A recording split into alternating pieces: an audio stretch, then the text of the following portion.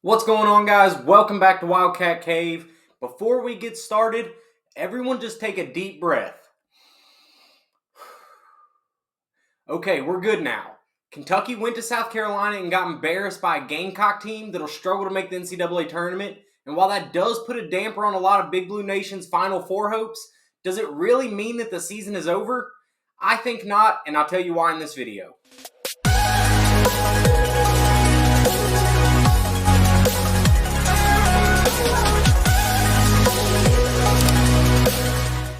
I asked you guys to subscribe in my last video and you did, so I'll ask again. For those of you who aren't already subscribed, please go do that right now. Help get this channel to 1,000 subscribers. It's completely free and it would mean a ton to me. If you remember, I just put out a video last week telling you what I believe to be Kentucky's 5 biggest red flags. And it's almost like I jinxed them because in the past 2 games of Georgia and South Carolina, all 5 issues became even more noticeable. If you don't believe me, go watch my last video. But everybody, the big thing everybody wants to talk about right now is that South Carolina game and how embarrassing it was. Now, here's my thoughts on it. Number 1 is I want to be extremely clear about this. It does not change my opinion, expectation, or excitement on this team at all right now. Now, if we go lay an egg against Arkansas, that's different. But as of right now, I'm still just as high on this team as I was before Tuesday. Now, Doug Gottlieb did make the point on the field of 68 that we have more pros than anybody in the country this year. And that is one reason I have so much excitement. Most teams, even the elite teams, have 1, maybe 2 pros on their team. It's a weird year. A lot of guys are playing overseas or playing in the G League or playing in overtime. All the elite draft prospects are. But Kentucky is one of the only college basketball team that has 5 or 6, maybe even 7 pros on the roster. And that alone should be enough to keep the excitement up going into March. Also, everybody complains, is this loss acceptable? Do losses like this just happen in college basketball now? Well, I looked on Twitter and someone put up the stat that said 8 of the past 17 national champions have a loss of 15 or more during the regular season. So almost half of the teams that win a championship have a loss of 15 or more. Now, that doesn't take into account, was it ranked or was it on the road? I don't know any of that, but what I do know is losing a game by 15 does not write you out of the national championship contention. And then overall, just for the team, I know we had a really bad offensive night, but this team is just too explosive to not average, high 80s, low 90s on a night-in, night-out basis. Now, you're going to run into situations like we did against South Carolina where you just can't score, but overall, even with this team's deficiencies, I think they're explosive enough to overcome a lot of them, just maybe not all of them. Now, my second takeaway is that this team has to develop some sort of offensive scheme in the half court. We're one of the best teams in transition in the country. We can score 150 points when it's a fast-paced game, but what do we do when the other team slows the ball down? And we've talked about that a lot this year, but up until South Carolina, it just hasn't happened. Teams have tried to play us in the half court, and they just couldn't. South Carolina was the first team that was able to actually slow us down, put us in half court, run us off the three-point line, and say, beat us this way. And we just wasn't able to do it. On top of that, they're an extremely physical team, South Carolina is, and we're just not built that way.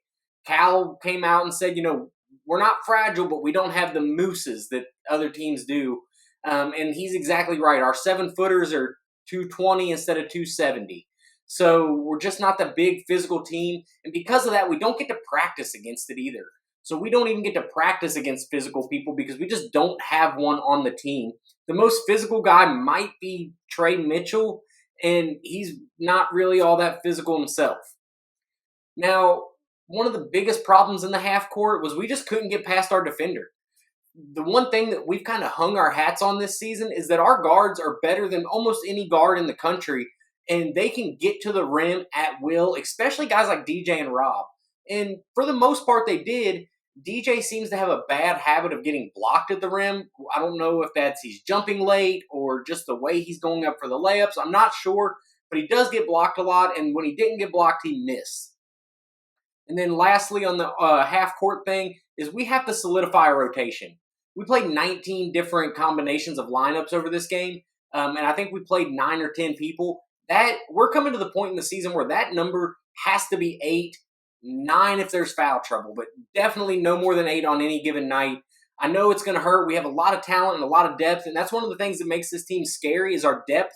However, when you get into March, you can't have 19 different lineups playing in a game. It doesn't allow guys to get in a flow. There's no continuity. So Cal has always been good about this, but it's got to happen sooner than later. And in my opinion, it has to happen with Justin Edwards first. Another takeaway is that our isolation defense is just not going to improve. I know you guys in the comments have mentioned a lot that you think it can. And of course, people online say there's no reason our defense can't get better. I just don't believe it. We have seen little to no improvement from the start of the season, and now we're basically 20 games in, and we have yet to see improvement in one-on-one, stay in front of your man defense. We have a half here or there, maybe 2-3 halves the entire season where we didn't play terrible defense. But other than that, our man-to-man defense is just not good. We're jumping at ball fakes, which is a huge, huge problem. Our guys, for whatever reason, think they can block every single jump shot. They leave their feet and they get blown by. Now, to be fair, they get blown by when they don't leave their feet, but jumping at it definitely doesn't help.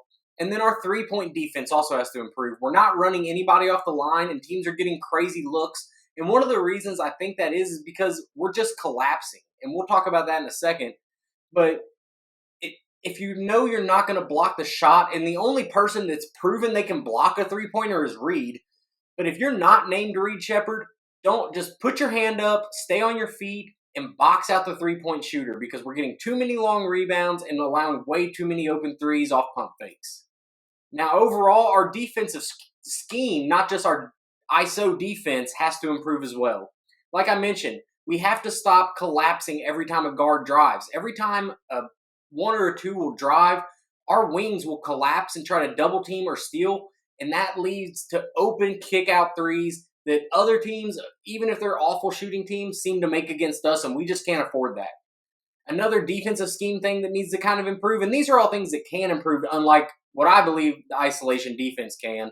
We have really bad rotation down low. When our guards do get beat to the rim, our bigs have a hard time either coming over and defending the shot or leaving their man and giving a wide open layup on the weak side. So that's something that definitely needs to be addressed. Guarding inbound plays, I don't know how much better we can be at that. It's been a problem all season. We gave up like 5 straight, just under the basket, straight open layups at the rim, and you just can't win tough games by doing that. And then overall, rebounding can get better, I think. I think it did get, it at least seemed like there was some fight and want to in the South Carolina game, mostly between Aaron and Big Z. Aaron, I thought, fought for more rebounds against South Carolina than I've seen him do all year. He actually got in there and was physical. And then Z, I just think, is a naturally good rebounder. He's just still getting a little lost on defense. That is something I think can improve. I think Z getting added to the lineup, Aaron kind of figured out, like, hey, man, I might get my minutes cut, so I have to go out there and do this other stuff because Z had such a big first game, which overall I think is going to improve the team on defense. And now that we've lost to South Carolina, Texas A&M, UNC Wilmington, and Kansas, we're just going to have to steal some wins. I know people get defensive about the term unacceptable losses, but if you're Kentucky, you can have 1, maybe 2 of these in a season, but you can't lose to UNC Wilmington, A&M, and Carolina, where you're better at all, if not 4 out of 5 positions against those teams. Now, I know whatever you want to say about what is acceptable and what does it mean to have an unacceptable loss, whatever, you're Kentucky. You don't lose these games, and we have to get back to that mindset and that level of play. So now we have 2 losses in the SEC. We're teetering probably on a 3 or a 4 seed right now. So we're going to need to go steal a game we're not supposed to win, whether that be at Tennessee or at Auburn. And then obviously you have to take care of business at Rupp and win the easy road games. But we're going to have to go win one of these hard ones now if we want a chance at that 2-3, probably out of the 1 seed conversation. But just even to have a chance at the SEC title in the regular season or have the double bye in the tournament, we might have to go steal one of these games. Now, Auburn just lost against Alabama, so that helps. But we're going to have to steal one we shouldn't if we want this season to kind of end up like we hope. Like I said, there's probably no chance on us getting a 1 seed, but there is a huge, huge difference between a 2 a 2 or a 3 seed in the NCAA tournament and a 4 seed. It's the difference between seeing that 1 seed in the round of 32 or the Sweet 16 as opposed to the Elite 8 or Final 4. So the difference between a 2 and 3 and a 4 is 2 and 3 you can kind of intermix. A 4, you have to play that 1 seed a game earlier. Now, assuming your 1 seed is a team you don't match up well against, like most teams for us right now, a Houston, a Purdue, maybe a Kansas, we don't match up well with those teams. So avoiding them until if we can avoid them to the Elite 8 would be ideal. Now, you're going to have to play them at some point, and I'm fine with that. And, of course, there's always the chance, like Purdue, they lose early and it doesn't matter. But for me personally, I just feel more comfortable as a 2 or 3 as opposed to that 4 seed. Now, like I've said before, I don't think this loss means the season is over. This team is not a contender for the title anymore. What I think it does mean, however, is that now every team in the country has film on exactly what to do to slow down this offense. Everyone knew that if they could slow down our pace and scoring, they had a chance. But up until now, no one has really been able to slow us down. Even in our losses, we scored a bunch of points. But now it's been shown that it can be done and exactly how to do it. Overall, this type of game could end up being beneficial for Kentucky in March. This game should have humbled them and woke them up to the idea that their offense isn't invincible and they can't just run everyone out of the gym. If you're a professional boxer, you don't want the first time ever being punched in the face to be in the actual fight. That's why you practice and you spar. And I don't think anyone on Kentucky's roster is all that physical, so they don't get to practice it, and it's shown against A&M and South Carolina. Kentucky goes into Bud Walton Arena to take on a desperate Arkansas team Saturday, and if they aren't ready, they might get punched in the mouth again. That is going to wrap up this week's video, guys. I hope you guys enjoyed it. Go subscribe to the channel by clicking the button below for as much Kentucky content as you can handle, and let me know in the comments all of your thoughts on this team and what this loss means for the season. I'll see you guys next week. Go Cats.